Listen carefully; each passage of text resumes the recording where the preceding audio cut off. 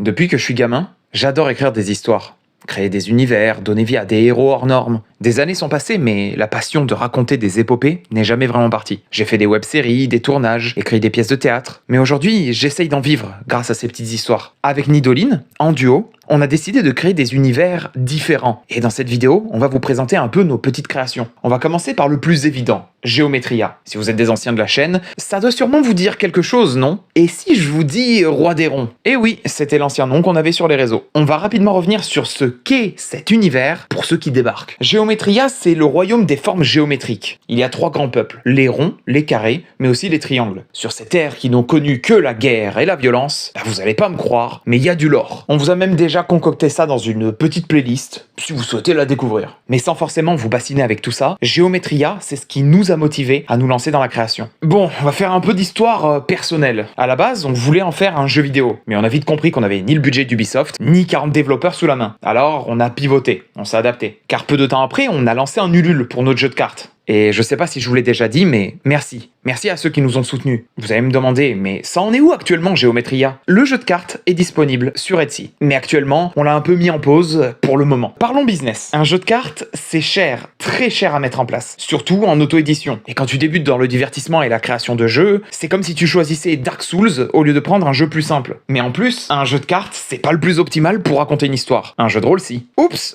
j'en ai peut-être trop dit là. Non, je déconne. Oui, pour nos projets, on mise un peu plus sur les JDR. Ça donne un moyen de lier une histoire avec un jeu. 2 choses qui nous passionnent. Et du coup, en parlant de JDR et d'histoire, c'est le moment parfait pour vous présenter nos autres univers qu'on aimerait développer avec vous. On va commencer par Eden. Eden, c'est un peu le contraire de Geometria. Pendant que Geometria propose des personnages attachants et presque mignons, Eden, c'est un univers plus froid, plus sérieux. On se retrouve sur Eden, micronation dominant un monde plongé dans le chaos d'une apocalypse passée. C'est un lieu dominé par le pouvoir, mais aussi la magie. Enfin, si on peut appeler ça de la magie, quoi. Une méga-corporation nommée le SP5 a découvert un moyen de hisser Eden à sa gloire actuelle. Des portails vers d'autres dimensions, afin de les piller de leurs ressources pour assouvir les besoins de la nation. Et là, je vous laisse imaginer les différentes possibilités. Entre guerre de clans, injustice et monde parallèle, l'univers futuriste d'Eden a de quoi se développer sur pas mal de sujets. Et ce projet, on le verrait sur plusieurs terrains. D'abord un jeu de rôle, mais pourquoi pas un jeu vidéo, des romans, des mangas, ou d'autres idées encore. Eden, c'est grand, et il s'y passe pas mal de choses. Alors pourquoi ne pas le découvrir ?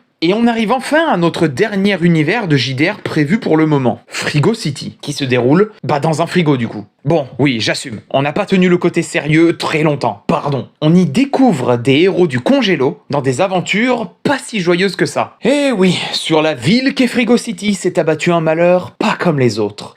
T'es moisi!